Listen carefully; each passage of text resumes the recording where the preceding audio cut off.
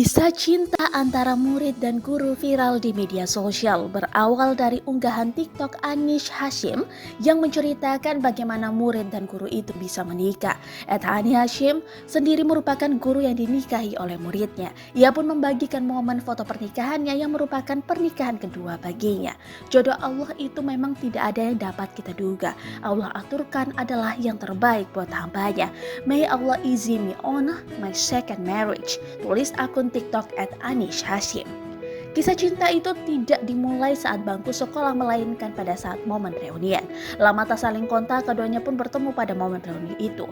Usai dia ujian pun kami tidak menghubungi satu sama lain. Sampai suatu hari angkatan dia membuat acara reunian dan ia pun baru tahu kalau saya single mother, ucap Anish.